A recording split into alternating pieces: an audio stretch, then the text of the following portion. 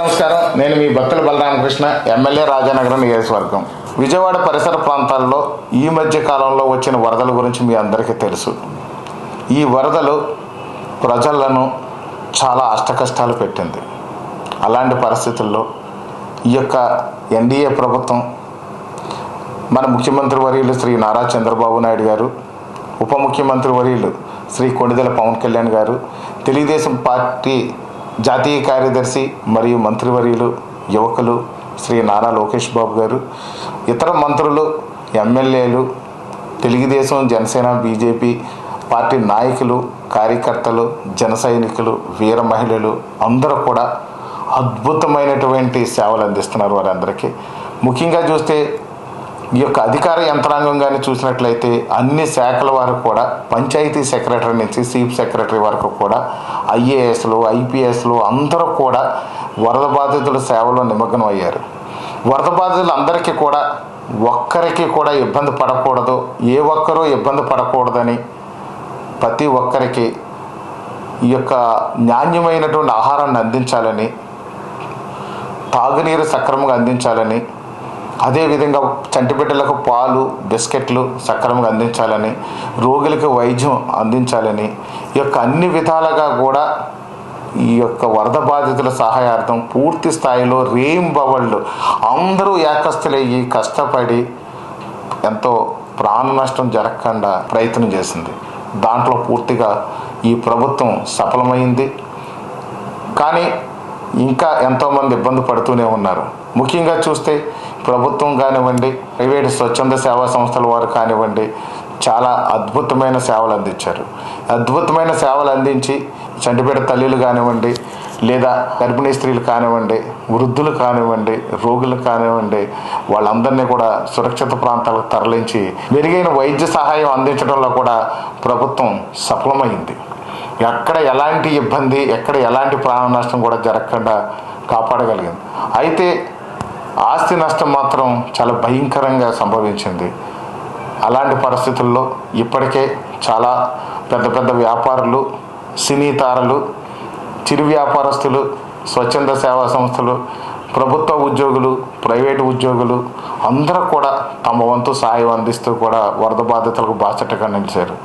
అలాంటి పరిస్థితుల్లో నేను కూడా గత 5 రోజులుగా ఈ వరద బాధితుల సహాయార్థం తెలుగుదేశం పార్టీ కేంద్ర కార్యాలయం, జనసేన పార్టీ కేంద్ర కార్యాలయం ఆదేశానుసారం నేను కూడా గత 5 రోజులుగా కూడా విజయవాడ పరిసర ప్రాంతాల్లో జరిగినటువంటి ఈ వరద బాధితులందరికీ కూడా సహాయార్థం నిలబడ్డాను.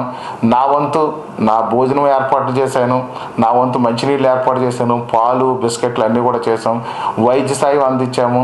ఎవరైనా బాధితులు ఉంటే, ఎవరైనా ఇబ్బందులు పడుతుంటే పేషెంట్లు కానివ్వండి, లేకపోతే ఏదైనా గర్భిణీ స్త్రీలు, చంటిబిడ్డ తల్లులు, వృద్ధులు ఇలాంటి వాళ్ళది కూడా సురక్షిత ప్రాంతాలకు తరలించాను. పునరావాస కేంద్రాలు తరలించి అక్కడ కూడా వాళ్ళ సేవలు అందించాం. నాతో పాటు నా శ్రీమతి కూడా ఈ కార్యక్రమంలో పార్టిసిపేట్ చేసి దుప్పట్లు అవి కూడా పంచారు, భోజనాలు పంచారు, అన్నీ కూడా చేశారు.